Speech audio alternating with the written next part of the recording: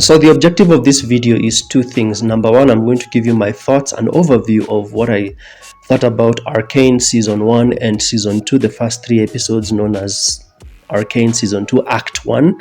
And also, for those of you who have not watched Arcane, I know there are a lot of people on my end who've probably seen the marketing material for Arcane and they're like, "Ooh, that cartoon anime, why is everyone obsessed with it? What's the hype about this cartoon anime thing?" Some people, as soon as they see cartoon anime something, they are completely turned off. I know this because there are a lot of people that have tried to convince them to watch Avatar: The Last Airbender, and because they're like, "Oh, cartoon," they've never touched it until Netflix did the whole live action and maybe they give it a shot. So I'm going to be giving you my thoughts on season 1 and 2 and just general thoughts. I'm not going to go into anything deep, non-spoiler review, and also just tell you why is Arcane so hyped, why is Arcane so loved by so many people. So for those of you who do not know, Arcane is a adult animated steampunk action adventure television series. Season 1 has 9 episodes, season 2 has only 3 so far. It's from the game League of Legends. The premise of the show is that amidst the escalating unrest between the rich utopian city of Piltover and the seedy oppressed underbelly of Zorn, sisters Vi and Jinx find themselves embroiled in a developing conflict over clashing convictions and arcane technologies. So the simple version of that is that there is this city, it's full of rich people. The rich people side is called Piltover, the poor people side is called Zorn. Zorn is like a literal underbelly, and you're watching the two of them collide, and there's a conflict between these two sides, and it's from the perspective of two sisters, Vi and Jinx. The thing that I think some people will love this show for and some people will hate this show for is that this show is purely a character plot driven show. That's the thing about it. It is a character plot driven show. So how much you enjoy it is based off of how much you like the characters. If you've watched my previous reviews, you've probably heard me talking about character plot and story plot. Character plot is a plot that is purely driven by what the characters want to do and their decisions and their personal arcs. That's what a character plot is. And a good example of such a TV show is Game of Thrones. Game of Thrones is typically driven by what characters want. Story plot is when stuff is happening in the background and it's being thrown at the character, and the character is basically just reacting to whatever the plot is throwing at them.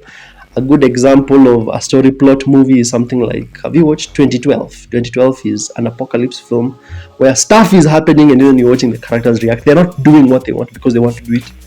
They're doing it because the plot is throwing stuff at them and now you have to watch them react.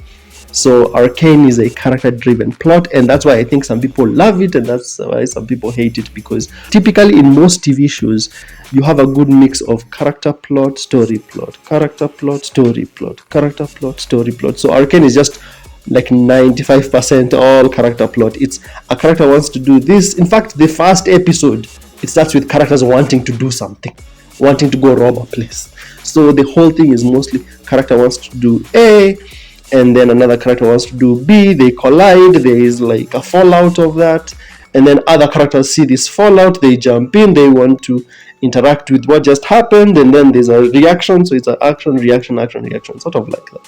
That's how the whole thing plays out. So you might find that there are a lot of characters to follow, which some people might find quite annoying. However, I think that Arcane's character writing is complex enough and well fleshed out. Yeah, it's well fleshed out that you end up even caring about side characters you never thought about. This one scientist character, when I was watching season 1, I literally watched season 1, the whole of season 1 yesterday, all of it. And if there's a character I never thought I would care about, was the scientist character. But I did. I ended up caring about the scientist character, his partner. There are so many characters and you end up caring about them so much. In fact, this isn't necessarily a spoiler. There are this group of guys known as the Enforcers in Arcane. Enforcers are like police.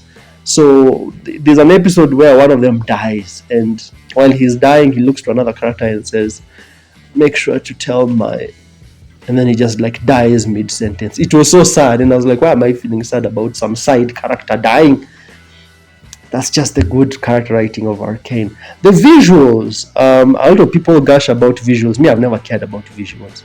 I don't care. Don't ever come to me and tell me, "Oh, show is good because of visuals. Oh, show is good because cinematography." That doesn't move me. However, in season 2 of Arcane, my God, they have really pushed the visuals. And this is coming from a guy who typically doesn't care about visuals. There's like episode 1 where I think there's like a funeral happening, and wow, they use like this pencil art type style, and there are places where there's like watercolor type style. In episode 2 there's a fight scene and it goes like full Spider-Man across the Spider-Verse type style. The first 3 episodes of Arcane, in my opinion, have everything you like in Arcane. They've like moved it up. In my opinion, I'm just giving you my opinion. I feel like they've just moved it up. Whatever you liked in Arcane season 1, they've moved up much better to season 2. The music is even better. First of all, I'm not a very big fan of Imagine Dragons. I'm not a big fan of Imagine Dragons. And there are many times in season 1 I felt like the music was misused. Like the song you're hearing and what's happening on your screen, I was like, that's not the best song selection. As a DJ, I was like, that's not the best song selection. But in season 2, they nail it. They nail it, especially because they have Linkin Park, Heavy is the Crown, and other hip-hop tracks very well used to set tone and mood of what's happening on your screen. The action is phenomenal. In fact, I feel the action is pretty intense in season 1.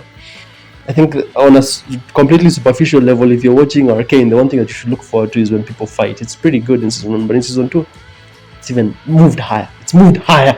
I found myself rewinding many times just to rewatch certain scenes and certain fights. I watched the whole of season 1 yesterday, but when Arcane first released, I had watched, I think, the first 3 episodes. And then I stopped because someone told me that I had to have played the game a bit to understand, but I don't think that. Some people say that this is a masterpiece. I find masterpiece to be kind of heavy, in my opinion. I think I would give the first season of Arcane an 8, and I would give season 2, just the first 3 episodes, like a 8.5, maybe even a 9, because of how much effort they are putting in. Some people might say, it's just your usual Netflix girl boss stuff. Someone is only a girl boss if they are good at everything, and then the men are portrayed as like weak, and then she's strong, and whenever she encounters a sort of difficulty, she's able to gloss over it without losing ever. V and the sister are not necessarily girl bosses. I mean, they come from a very hard life, so you'd understand why they are so hardcore and hardened up. And also V, especially the main character, she's the main character, even though there are many characters. She does lose from time to time, so saying that she's a girl boss would insinuate like she always wins, but I didn't see it that way. The one thing that I really didn't like about season 1 was how they handled the character of Powder. When she's young, I liked it, but as they progress her story arc, character arc, I didn't like it, because it kind of becomes like Harley Quinn-ish. And I know someone is going to say, well, it's because trauma or something, but I don't like it, the way they handled it in season 1. I prefer season 2. Season 2, she's a bit more coherent and better written character, in my opinion. So I'd give season 1 an 8, and then I'll give even season 2, like the first 3 episodes, maybe like a 9. If you enjoyed this review, make sure to smash like and subscribe. I just want to tell everyone who has never watched this show why this show is liked so much. Well, I know there are many video essays online about how deep the writing is, but that's just the simple version, in my opinion. When the next episodes release, I should be able to do a review. Make sure to smash like and subscribe if you enjoyed this. You can add your comments about Arcane. Some people say that it's overrated. I don't think it's overrated. I think maybe some people look down upon it because it's a cartoon, but I don't think it's overrated. On the screen, I'll leave other reviews I've done for shows of 2024, especially Netflix ones. I've reviewed a bunch of them. I'll see you in the next one.